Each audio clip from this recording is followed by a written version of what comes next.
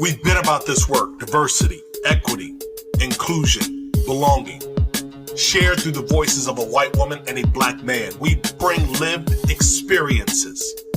We have pursued D&I progress for most of our professional lives. We use Crazy and the King to cover news, tips from colleagues, and host incredible guests. Listeners, count on Julie and I to transparently drive the conversation. We thank you for rocking with us. Check it. Julie, kick off the show. Welcome to Crazy and the King. Whoop, whoop. Listen to me when I tell you, this is the highlight of the day for me. And I needed you. I absolutely needed you because my level of frustration, and this is not even professional, my personal, and it's not even about the personal life. It's just, you know how you have one of those chaotic mornings and nothing seems to go right? Like you can't find the matching shoe. The belt that you want to wear doesn't necessarily want to go back to the hole that you needed to go to. The suit jacket, whatever it is, it was one of those types of chaotic mornings. You pick up a couple of eggs because you want to make them for the young king, but you drop them on the kitchen floor and they're the last 2 eggs that you have. The bacon that you wanted to make is not in the refrigerator because you chaotic. So I needed this recording. I just needed it. So I'm glad that we are here. How you feel? Yes. You know what? It's so funny. I did a quick talk this morning to kick off the Global Diversity Summit for West Pharmaceuticals. Shout out to you guys for doing the work. Yes, indeed. And I said that to them. I said, I depend on my people in this world. And it's not just because sometimes the work is hard, but just life is hard and I need my people. And you need that tank refill. People. Yeah, absolutely. But you know what? But I don't know if we and I try to be really careful when I say this, Jay. So let me be specific. I know I don't say that enough. I don't say that I need my tank refilled enough. I don't let enough people know that sometimes the tank is in disarray or the energy level is low or that I got an email. I got an email a couple of weeks ago. I won't go into all the detail, but I got an email a couple of weeks ago. I literally, by right hand to God, as sure as I'm black and breathing, I sent an email to an employee, which was an article from Forbes or Fortune around building relationships at work, friendships, just creating friendships with your colleagues. And the person that I sent the email to sent back a response to me and said, I was offended by this article. I was like, now, I didn't internalize this one the way that I did the September 2019 incident. But it was one of those reminders that we always have to watch our I's and dot our I's and cross our T's to make sure I revisit the conversation. I go back and replay the exchange. I look at the notes because I want to make sure that I didn't say anything or position myself, the company, my team in a way that jeopardizes the relationship that I'm trying to build, the progress we're trying to make. So I just say that to simply say, I don't say enough when I do need to have that camaraderie, that kinship, that community, like you just said. So Thank you for amplifying that with West Pharmaceuticals and with me. Yeah. And I mean, the other thing is we talked about this, 2 weeks ago, is just taking off our armor. Let's off our armor. Work on not internalizing. Let's work on not going to offended and understanding that people, especially people in our world, are generally coming with positive intent, with goodwill, and we're never going to be perfect and we should always be learning, but we all deserve a little bit of grace and we don't give it to ourselves. And too often we don't give it to each other. So thank you for being my sounding board a lot of times. And we are going to get our tanks refilled for sure today with our guest who's coming on, who I'm so excited about. That's right. We've got some interesting stories to start the top of the show, though. Yeah, LinkedIn ran social experiments on 20 million users, and they did this over the course of 5 years. And apparently, we didn't know that we were a part of the experiment. So go figure, like 20 million users over a 5 year period where they were trying to improve how the platform worked for members. So I guess when you hear that part, you're saying to yourself, well, we really do want the platform to work well for those of us who are using it. But did they cross the line, Jay? I mean, should they have told us that they were running an A/B experiment, that they were doing A/B testing? Where do you fall on this story? Yeah, I mean, one, I think that we should, as humans, just assume that we are always part of an algorithm that is doing social engineering experiments or is monitoring how we're engaging with their platform. That's part of it. Now, I think the thing is what actually gets done with that data, because LinkedIn doesn't exist to make my life better. It doesn't exist to make me a higher wage earner. It doesn't exist to help me grow up a title. It exists to make money. It exists to drive subscriptions, to drive advertising revenue, to drive the size of the database. That's why it exists. So I am glad they're using the data, or I'm glad that they're being transparent about their use of the data. Let me say it that way. And I hope that they do recognize and make alterations based on the fact that it is social engineering and it is making a difference and an impact in its life. But at the end of the day, they're there to make money. They're not there to help me have better access to my next job opportunity, blah, blah, blah. They're there to make money. And the Wall Street Journal says that, bottom line is we're in the middle of a great reset, great resignation, great whatever the phrase is these days. And so the headline says how companies can turn former employees into faithful alumni. Now, here's the deal, Jay. I've always thought it a good idea to have solid relationships with people that are in the organization prior to joining the organization and even after they leave the organization, provided that an individual was not toxic, not disruptive, they were not a person who was malicious inside of the environment. I'd always thought, hey, listen, if a person says this company is no longer for me, why do I change my opinion of them? Why do I all of a sudden now frown and want to shit on them?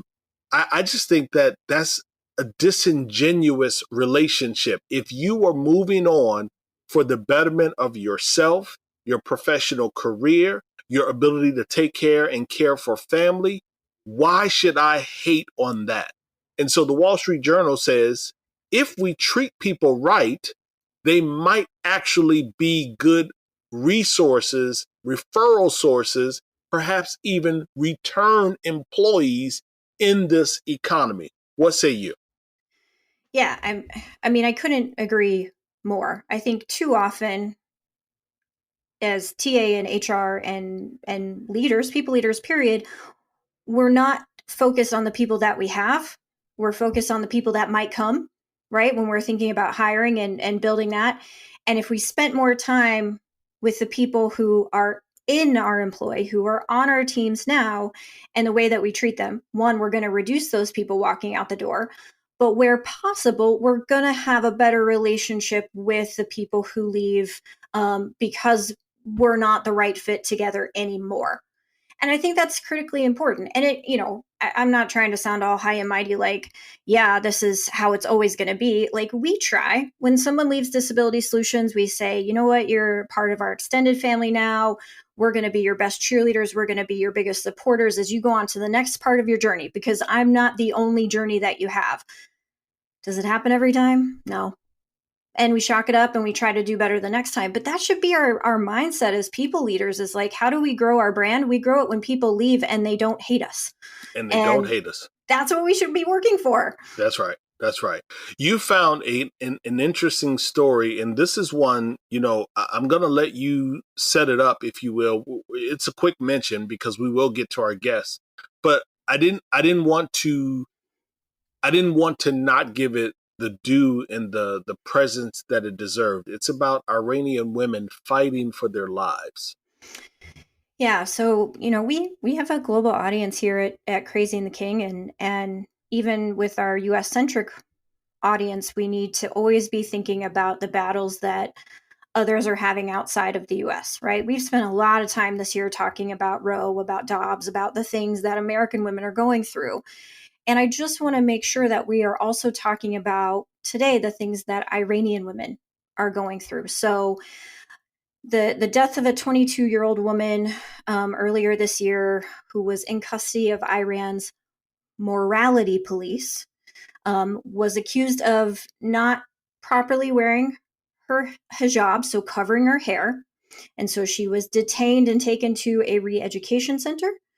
And in that re-education center, for not having her hair appropriately covered, she died. The details are sketchy. We don't know exactly what happened. And that has sparked, several weeks of protests in major Iranian cities, with thousands of protesters coming out to make sure that they're demanding justice for the young woman who died, Masha Amini. Women have burned their scarves, they've cut their hairs. Protesters have been injured and arrested, and 17 have actually died, many of them women, very young women, in fact, due to the violent crackdown by Iranian security forces. And we're in day probably 14 or 15 at this point. And it's one of those moments that we need to keep our eye on because it is reflective of how women in the rest of the world often live, especially in certain parts of it. We need to understand that there are fights that we need to support and recognize are happening outside of our own backyard, so to speak. Yeah, so I see here that you have Hadi Gimi. How do you pronounce that? Hadi Gimi? I think it's Heidi Galimi. Yeah, it's spelled Ghaemi. Hadi is Hadi. Again, Gimi, Ghaemi, the executive director of the New York-based Center for Human Rights in Iran. For more, detail and just to stay abreast of what's happening there, perhaps you have folks from the country that are inside of your organization. They may have relatives. You may have friends from the community, the country. Just do, as Julie suggested, we try to be as responsible as we possibly can.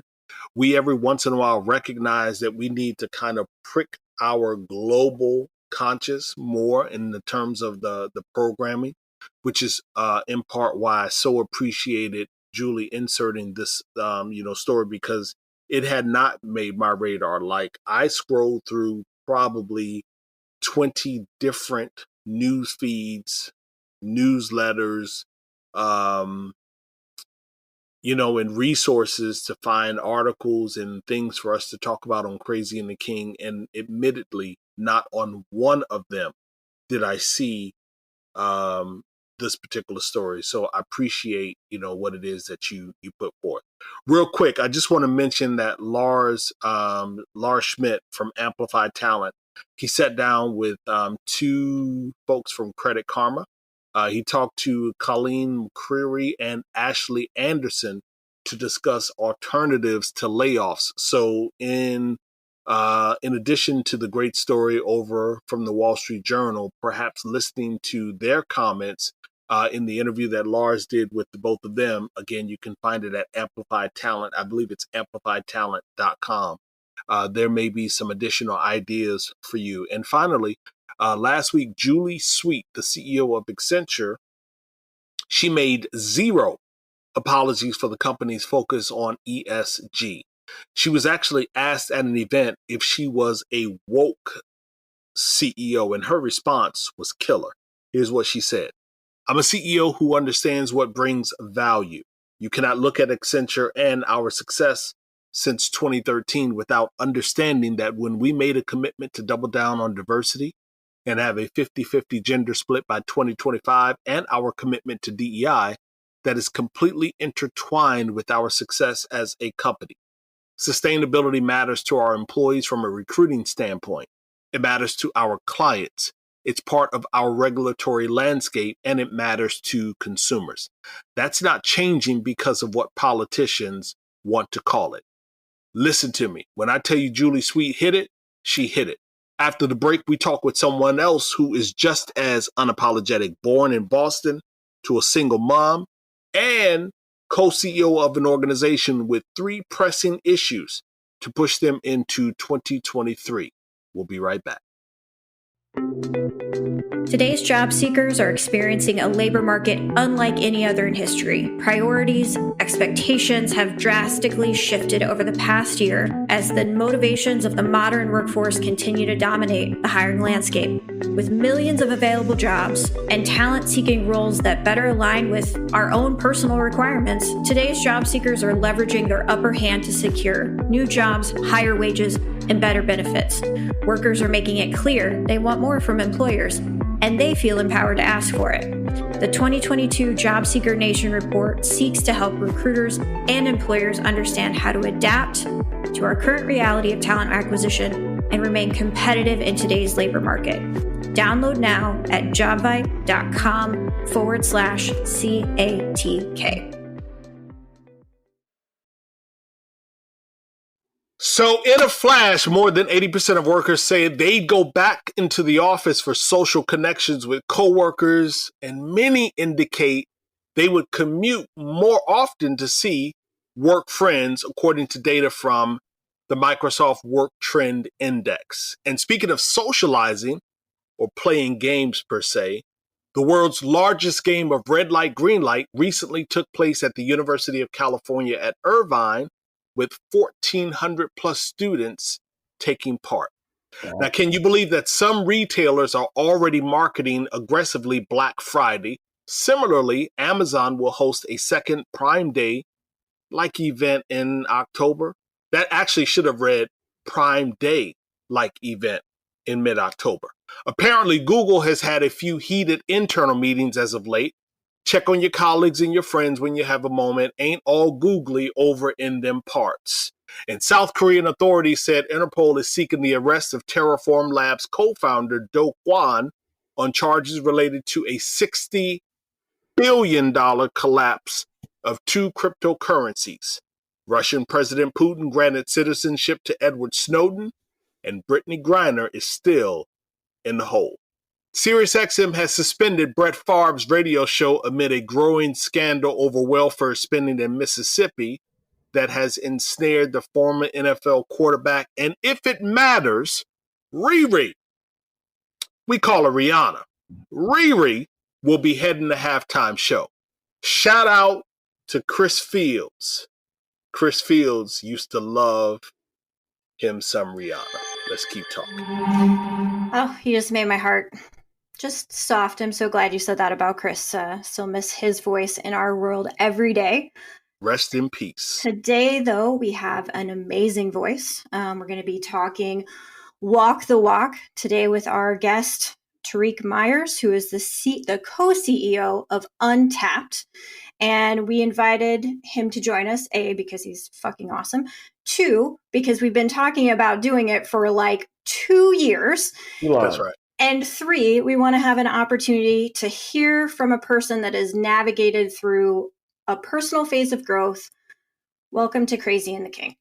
Oh my gosh. Well, thank you first of all, what an intro. Like, I love the energy already. Yes, when you can go from, Edward Snowden to Rihanna in literally 30 seconds, you in the right place. So thank you for having me in the room. It has been too long. And yet, couldn't come soon enough. So really excited to be with y'all. And, I have a lot of love for you both. So let's do it. Thank you. Good brother. I know that we are long overdue in terms of having your voice here on Untapped on Crazy and the King. We did untap, both of us, Yep. but we wanted to have you here on Crazy and the King. Long overdue. But I want to start someplace before we get to, the reason why we brought you on today. I want to go back to January or so of this year. Mm-hmm. And there was an announcement that came out. It went through a bit of a scandal, struggle, some negative press around the former CEO. Yeah. We won't get into that because I really personally didn't see what all of the kerfuffle was about, but that also is me being transparent and saying I could learn. And so I took a posture of listening. Sure. And I vibed with your now co-CEO and kind of made some explanation to me, and I sort of understood where we were going. But back in January, you were elevated to the co-CEO role. Yeah. And I just know the Tariq Meyers with the great plaid shirt on Twitter, who was one of the most eligible bachelors in San Fran in 2018. Wild. Yeah, I know that guy. Yeah. Young, cutting his teeth on D&I. I shouldn't even say cutting his teeth, but just young and creating his persona in the space. And then within that 4-year period being elevated to co-CEO. Yeah. What an amazing amount of growth. Yeah. And I just want people to hear from you, like, how has all of this landed with you? Yeah.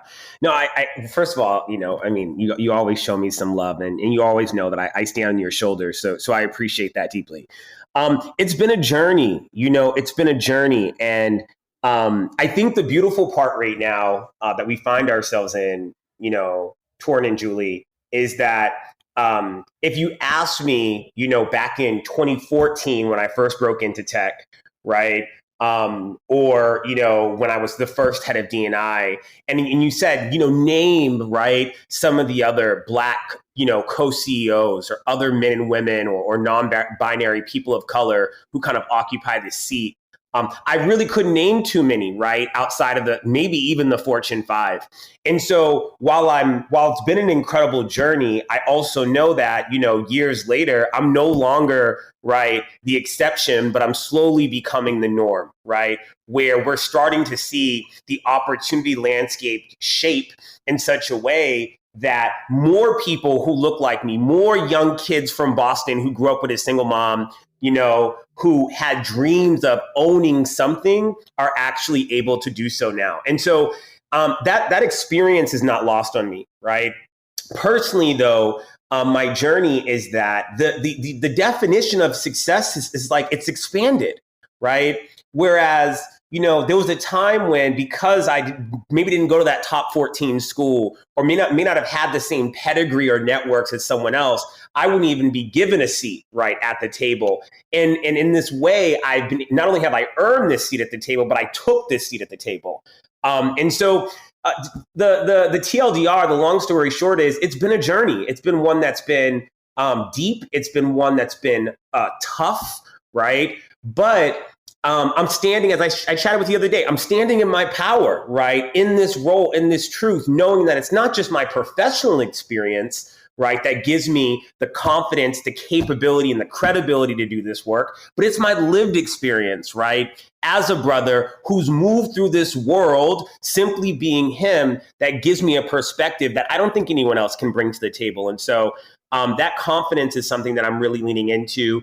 And it's a journey that I'm really enjoying. And I'm also just trying to hold open that door long enough so that the next Tariq, right, or my little sister who's 16 and has dreams of doing something similar, has a table ready for her, and one that's not scarce, but one that's abundant, right? All I'm trying to do is create an abundant table for the next person to come so that they can be able to eat too.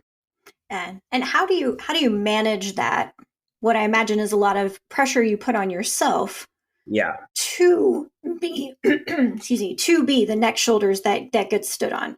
Like, how do you sort of manifest that in not just your overarching goals, but your day-to-day life to make sure that you are setting that table?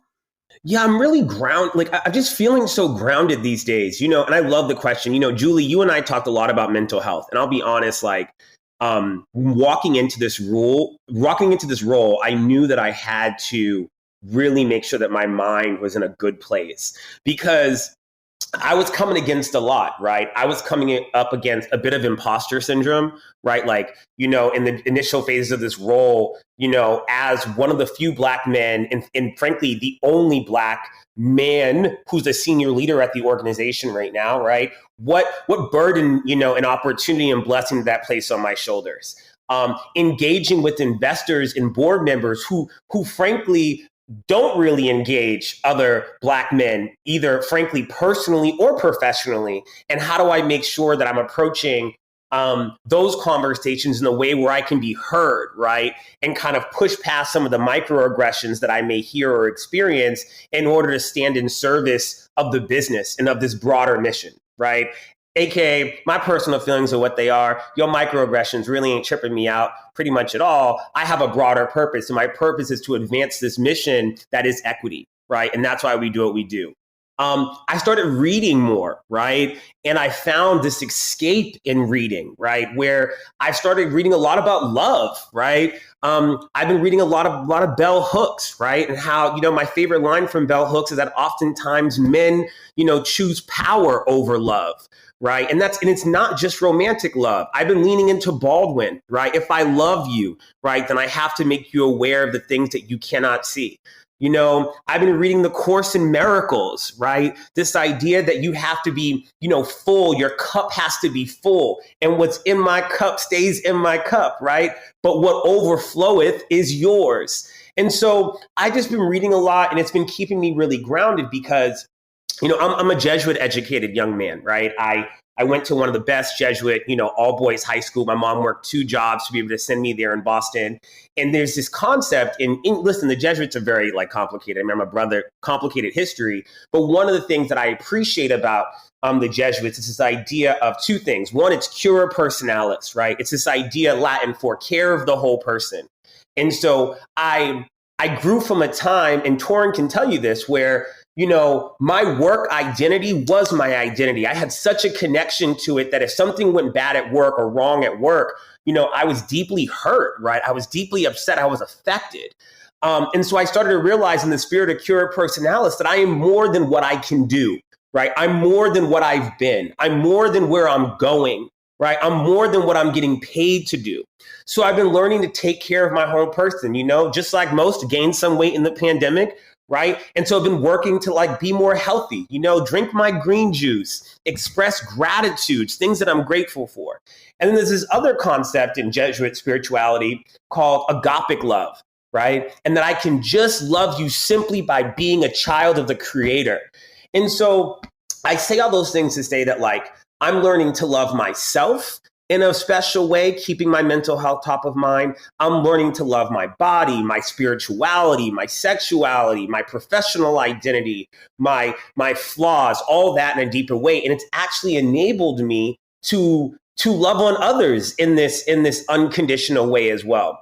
So I wish more founders and some could talk more about the mental health struggle, the barriers that they come up against, the challenges and self-identity that they experience, the moment when their vocation and their occupation align. I wish more people can talk about that, but truly by being present with it, right? I think it was Kaylani that said in one of her videos that she has floating in the universe that we go through things and we get through things, right? I wish more people would talk about not only what they're going through, but also how they got through them. And so that's how I'm dealing with the struggle of the opportunity, the journey, the mecca of being this co-CEO, not knowing what next year is going to look like, but being present kind of in this moment to be the best leader that I can today. Torin, brother, I think you're on mute, brother. I can't hear you. So when you think about where you are right now, what are some of the priorities for Untapped for the remainder? Let's keep it short term for the remainder of 2022 as you peak and peer into next year. What are some of you all's shared priorities? Yeah, I'm gonna usurp the question a little bit, and I'm gonna go to next year because this year was a year of stability. Adam and I, my partner, we inherited the company, and what we had to do was really shape the company in our image.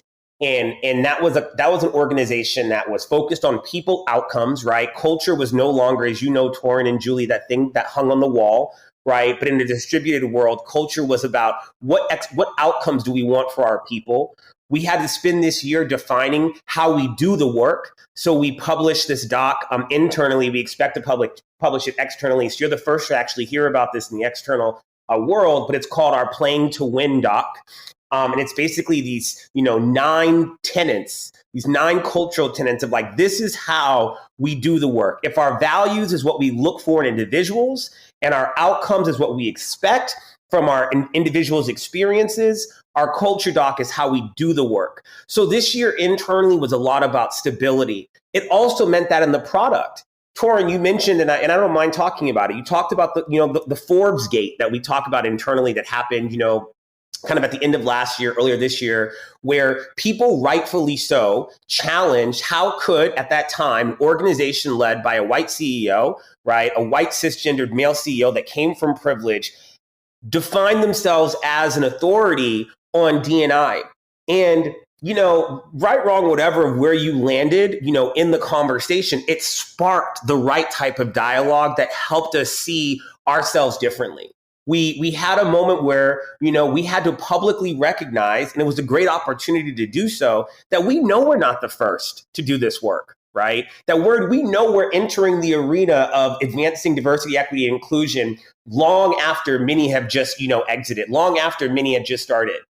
So it was a good opportunity for us to just kind of stabilize the product, stabilize the business, and reimagine how we live out this mission, which is to make the world more equitable. And we envision doing so by broadening access to transformative careers. So that was this year. Reckoning, right? It was identity crisis. It was stability. It was growth. And from that concrete, as Tupac said, grew the best roses. Most diverse team I've ever worked for and ever experienced, a team that has an incredible connection to the mission and vision, a product that's reaching parity with some of the best products out on the market. And so now we're forward looking to next year. Next year, if this was a year of stability, next year is about the year of differentiation, right? First, it starts with the product. How do we create a product experience that draws candidates into our arena? Right? How do we, if our mission targets underrepresented folks, first and foremost, and folks who have been left out of opportunity, what can we give to our community that they can't get anywhere else? How do we give them that insider access? No one else is doing that. That's the first. The second is around the experience. If people are saying that the future of work is being defined right now, and if people are saying that, 77% of candidates are looking to work for organizations whose values align with theirs, et cetera, then how do we create a product experience where people actually want to be in the product, right? Do people want to be in a product that mirrors their Instagram or their TikTok or their Snapchat? Maybe, right? But we realize that as we're defining the future of work, so too do the tools that we use to usher that experience forward. Some of these HR tools are just a bit archaic. They haven't evolved because they haven't been people first. So we're reimagining a product experience, despite being a SaaS organization that drives its revenue from customers, on creating an experience that's candidate centric, right? And then the third is about living towards our mission. If we say that we have a mission that's grounded in, equity of people's experiences, then what could be that one big bet where we would be willing to bet the company's life on it that could potentially broaden the opportunity landscape? So again, year of stability was 2022. It was about, product parity. It was about product differentiation. It was about exploring big ideas. Next year is about taking that vision and saying, okay, now what are we going to do about it? And so we're literally knee deep in that work now. And it's been really exciting. So I just want to take a second and reiterate one thing that you said that is critically important, and critically important for startups, I think especially, but once you get an established team, is that you recognized in this cool thing that you've built, in this product that's coming together, that's, doing its thing, that you had to start with your foundation. That's right. Had to start with the why do we exist? And right. Why does someone want to work here? And then build out the how we do it. And then the product gets built from that love, from that shared mission, from that shared value, from that shared passion. That's right. And it influences every decision you make, every hiring decision, every vendor decision, every experience, because you now have aligned a team in a very young organization to what and why we exist. And I think that is so critical for people to hear. That's right. And I appreciate that reflection. And I think that the hardest challenge that I think a lot of my founder peers have is just keeping that mission top of mind. Because let me tell you, there are a lot of folks in this world who try to push you away from your mission, right? For financial reasons, for product reasons, you name it. So I appreciate that reflection, and you're awesome. So let's talk the walk list. Sure. First of all, Torn and I are honored. What an incredible group of leaders that you all put together. An incredibly well-deserved hand clap to all of the people on the list, but also to your team for pulling it together. So tell us kind of what's changed year over year that surprised you guys in building this list.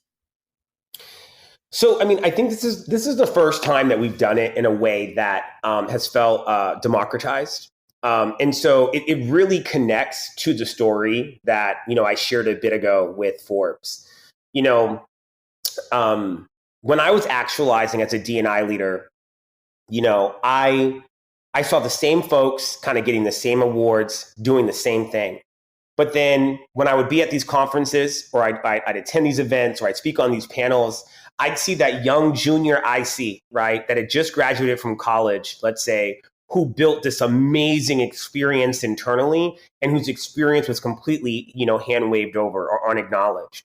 Or CEO, right, who may not look like me and may not, have the same lexicon to engage or the same acumen to fit in, right, but actually is leading not only with their heads, but with their hearts and making the decisions that are right for their team. Decisions that are not just grounded in equality, but equity, right? Things that are offered to everyone, but that are meant to uplift the folks who have been most left out. And so this year, we've done different lists like this in the past, but this year we said, we are not the end all be all authority on who has opened doors and who has walked the walk. Right? Why approach this from that place of privilege, right? It is not lost on us, right, that we had just raised a $40 million Series C. And that as a startup, we were in a position that many folks who've been trying to do this work for a very long time have not been able to come close to. And so we stepped away from our privilege. We stepped away just a bit.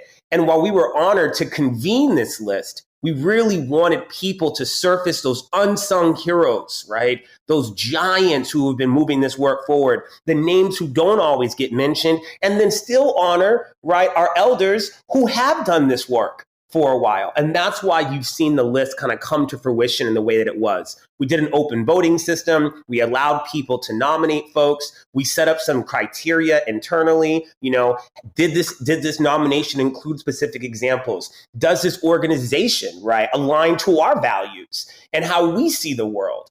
And so through a number of different things, we were able to kind of we received a ton of nominations. And we could have replicated this list 3 times over, if I'm being honest. But the 100 that we chose, we felt like were the folks in this moment in time, as the future of work is being defined right now, who reflect our vision for the world. One where no matter who you are or where you come from or who you love or who you pray to, right, there's a fundamental belief that an individual has access or should have access to opportunity. And on the diversity side of the house, it was these individuals who are willing to do what needs to be done to find who needs to be found. And for some, that meant that they were going to search for the best forever, right? And for others, that meant they were going to go to find the best in places where others wouldn't go. And that's why this list represents such a cross-section of this industry. Some names like the 2 giants sitting in front of me, and some names you may have never heard of before.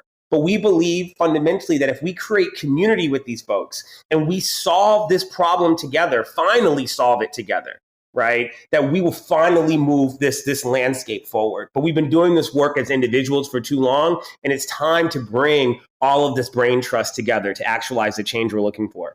Names like Anna Oakes, editor at Quartz and founder and CEO of Oakes Consulting. That's Names like Andrew Gramley, Director of Early and Career Talent at Twilio. Twilio just made an incredible announcement a couple of weeks ago around their anti-racist layoffs. Names like Brittany Ramsey, Director of University Relations and Partnerships at L'Oreal. You know, when I think about this list, and there's so many more incredible people, like you said, Tariq, that we're not familiar with. We don't know who they are. They've been grinding, they've been planting and nurturing seeds over and over, month after month, year after year after year. When you think about detaching yourself from that privilege, raising 40 million at the time, almost 100 million overall, when you said that you all detached yourself from the privilege, I say to myself, even more of a reason why we have you here talking about the list. Why is it important? Because there are some people out there that will say, you know what, it's just another list. That's right. It's almost like Zoom parties. Back in when COVID started, we were doing like Zoom happy hours.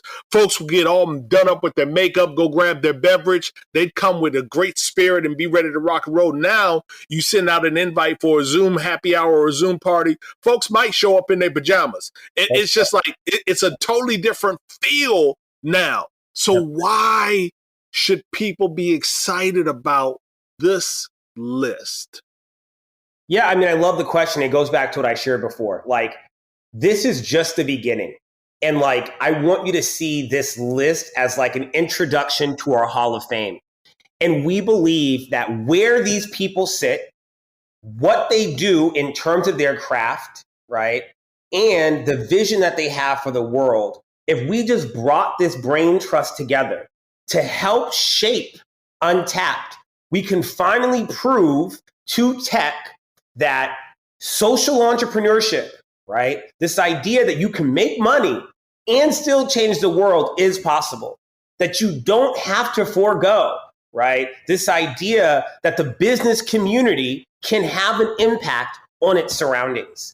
And so we want this to be bi-directional, right? We want to pour into these folks, right? Into their work. We want to share our resources in the same way that these folks are helping us grow our business to achieve the mission, right?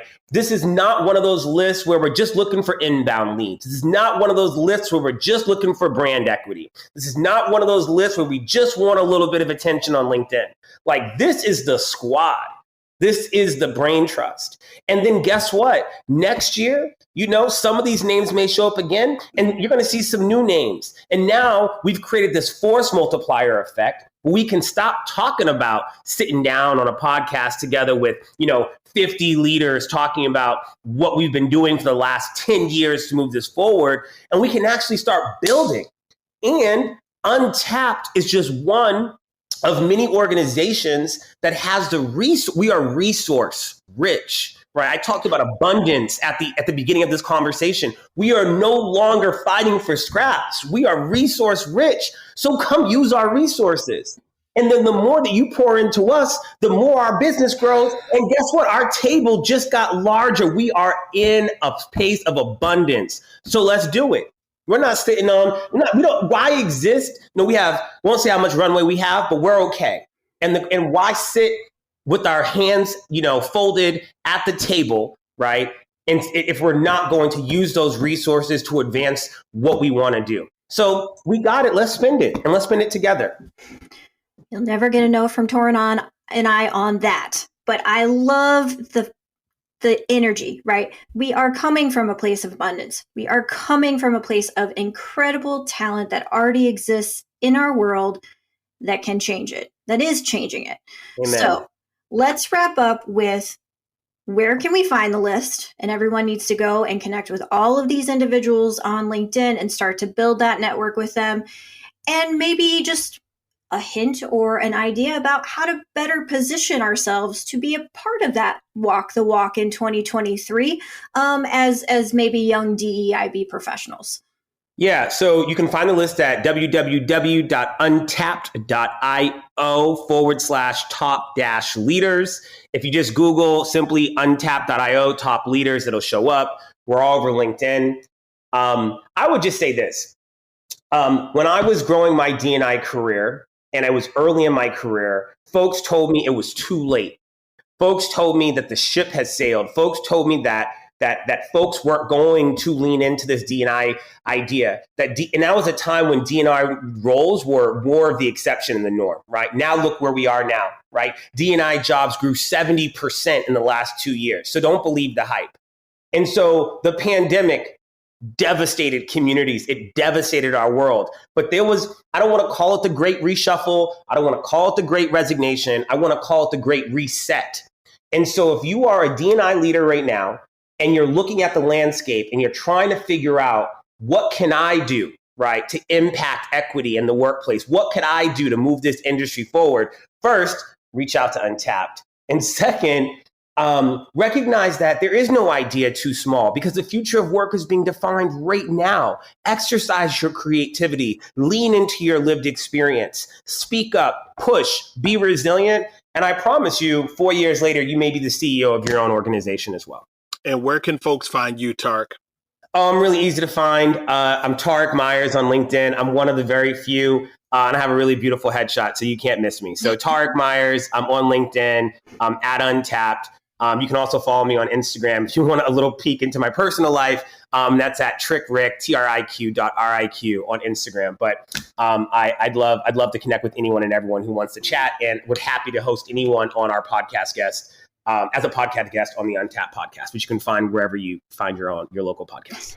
Tariq Meyers, co-CEO of Untapped, an incredible king, soldier, warrior. Thank you, brother. Doing the work without any apology, with very few pauses. We appreciate having you on Crazy in the King. Thank you, Torrin. Thank you, Julie. Love you guys a lot. Appreciate it. All love. We'll be right back. All of us have unconscious biases, but you're not alone when it comes to disrupting them. Talvista combines humanity with technology to help you make consciously inclusive decisions at every point in your hiring process. Their optimized job descriptions, redacted resume reviews, and structured interviews augment your decision-making by layering a layer of conscious inclusion. Talvista's tools are 100% research-based and avoid the bias inherent in pure AI tools. Get the best of both worlds by combining humanity and technology. Check them out at talvista.com/pod.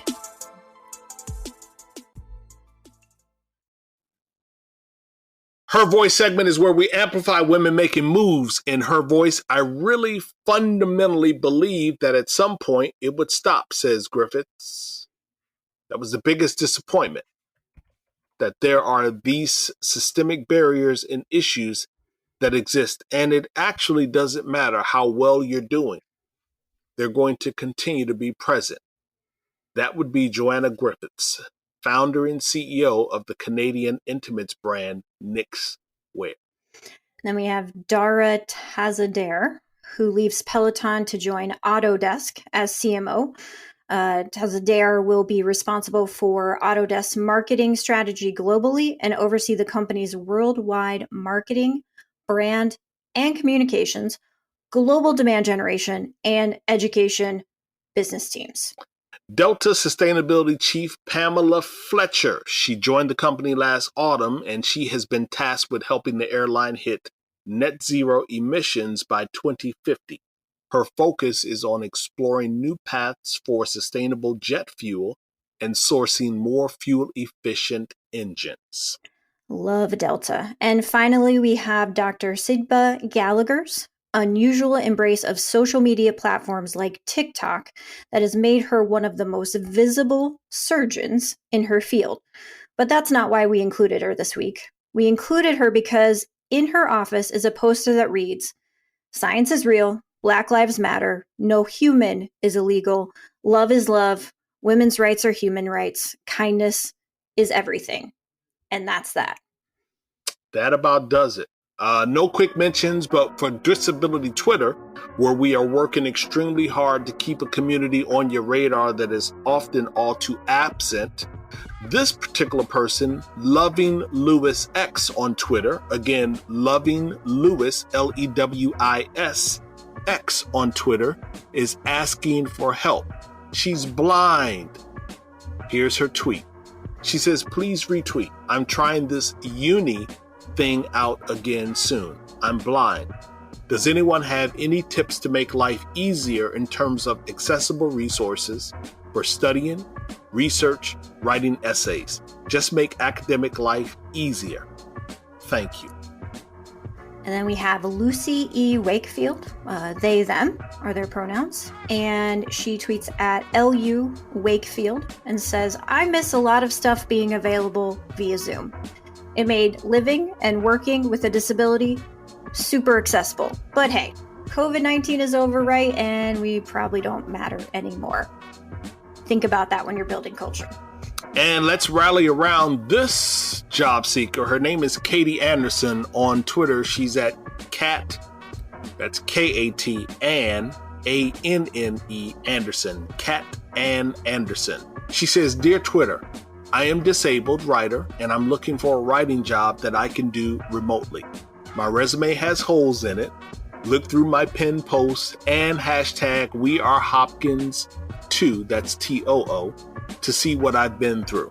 Please share this even if you can't help directly. I promise you, Katie Anderson, since you are a Hopkinite, I am going to tweet such, and I'm going to reach out to a few of my friends at Johns Hopkins University, see if we can make a bit of magic happen. And you, my dear, you have some exciting news. We do, yes, but I get to announce it. So we are doing something completely different for National Disability Employment Awareness Month this year, which starts October 1, known as INDEEM lovingly.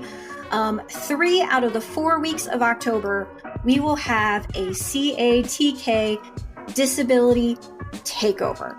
We are going to have some amazing hosts and guests who are going to come and blow Torrin and I out of the water. You guys are never going to want us to host again, and celebrate people with disabilities and what we bring to not just their employers, but to the entire world. And I am so pumped. So am I. And the both of us close reminding each and every one of you to share the pod with your digital tribe and find your voice. Be a better human. Let's create better culture, better teams, and better workplaces. For now, just before the CATK takeover, for now, Jay and I are ghost. See ya.